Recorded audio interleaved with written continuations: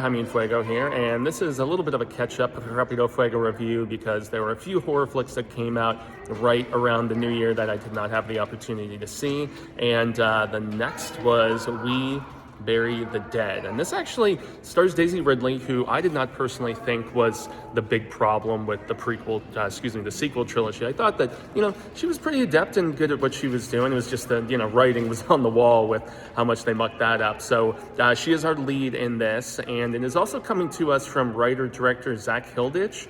And I actually loved his adaptation of Stephen King's 1922 with Thomas Jane. He also did a flick called Rattlesnake that I thought was pretty solid. And so he's an Aussie filmmaker, and this is a zombie drama. And I know that when you're not bringing the heavy kills and lots of zombified, crazy, action-packed sort of stuff, a lot of people do not have as much interest in that sort of approach, and I can kind of dig on the zombie drama though, man. Or they don't call them zombies in this. They have a different bit of a setup that it's definitely a big middle finger to my country, which doesn't bother me but I would imagine a certain political contingent of people may have some issues with it. But I still thought that the kind of inciting incident and then the explanation of the lore afterwards, it had some holes in it, most notably just people being able to go into a infected area, what seems to be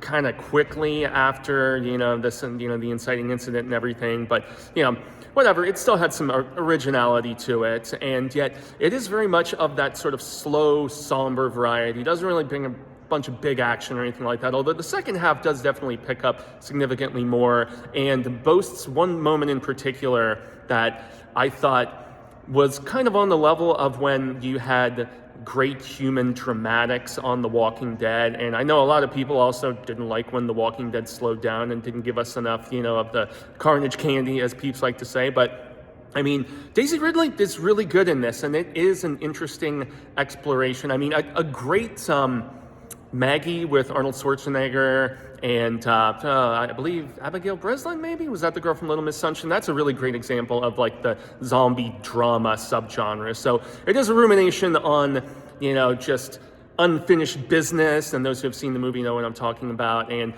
just the irrationality of her plight in this, of trying to find her husband who was in this area that's all infected and stuff.